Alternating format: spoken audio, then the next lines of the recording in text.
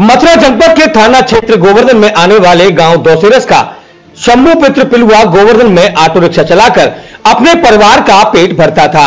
एक दिन शंभू गोवर्धन से अपने ऑटो को छोड़कर रोजाना की तरह तारीख 20 दिसंबर 2018 की शाम को अपने साथ ही ऑटो चलाने वाले पप्पू पुत्र गबरू के ऑटो में बैठकर अपने गांव दौसेरस लौट रहा था। शंभू मलसराय नहर के पास ऑटो से उतरा था। मृतक के भाई आजाद ने बताया कि उसके बाद मेरा भाई घर नहीं पहुंचा तो मैं और मेरे परिवार वालों ने उसकी काफी खोजबीन की, लेकिन एक दिन 27 दिसंबर 2018 को ग्राम सकरवा थाना गोवर्धन खोजने गए तो वहां पर कुछ लोगों ने बताया कि यहां गांव के बाहर एक बिटोरा में अध जली हुई लाश मिली थी, जिसका लोअर और कुछ सिम मिले थे, जिसे थाना गोवर्धन क्षेत्र की पुलिस अपने साथ ले गई। इसके बाद शंभू के परिजन थाना गोवर्धन पहुंचे, जहां लोअर देखकर शंभू के रूप में शिनाख्त की। उन्हें अंदेशा हुआ कि उनके भाई को भोलू पुत्र दुर्गपाल रज्जो पुत्र गिल्ला ने जला दिया, क्योंकि उनके भाई की रंजिश उनसे लेन देन के ऊपर चल रही थी। इस हत्या के मामले के लिए जब पीड़ित गोवर्धन थाने गए तो थाना अध्यक्ष ने नेता के दबाव में आकर मामले को आपस में सुलझाने की बात कहते हुए रिपोर्ट लिखने की बजाय पीड़ित परिजनों को डरा धमका कर वहां से भगा दिया। इस संदर्भ में शंभू के भाई ने जानकारी दी।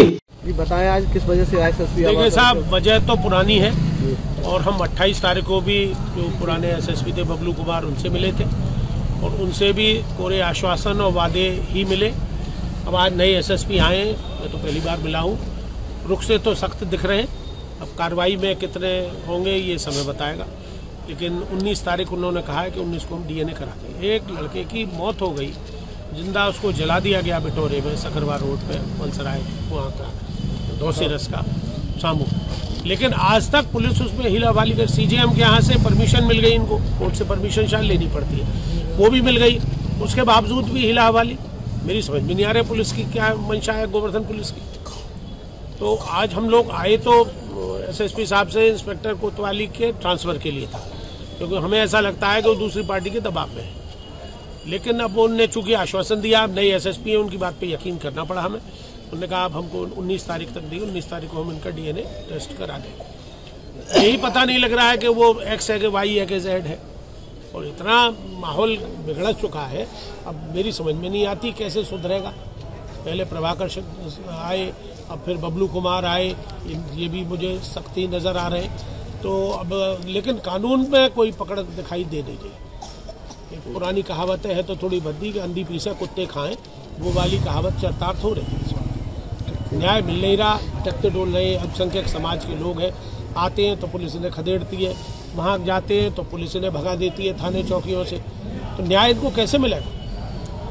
एक तो एक कत्ल है, कत्ल ऐसा तो है नहीं कि भाई किसी ने मार दिया, पहले तो अज्ञात में थी, अब इन लोगों को जिन पे शक है आसपास पर, देखिए हत्या बोलती है, समय जरूर लगता है, हत्या बोलेगी, अगर ये छुपा भी देंगे पुलिस तो भी बोलेगी, अब नहीं बोलेगी, साल में बोलेगी, 6 महीने बोलेगी, 1 साल 2 साल में बोलेगी। तो मेरा मतलब है हम एसएसपी से यही मांग करने आए कि इसको जल्दी से जल्दी खुलासा हो इस केस का, जिससे कि इन लोगों को न्याय मिले, पता तो लगा दोषी कौन। क्या नाम है आपका? आजाद। ये क्या घटना है, कब की घटना है, क्या बात हुई थी? 20 तारीख की घटना, गोवर्धन से टेम्पो चलाकर जा रहा था, नहर पे उतार लिया उसको, उसके हाथ से मोबाइल छीन लिया, मार करके नहीं 7:30 बजे करीब वो टेम्पो वाले ने उतारा है, 9 बजे उसको हत्या कर दी, मार दिया गया। तो उसमें क्या कार्रवाई चाहते हैं?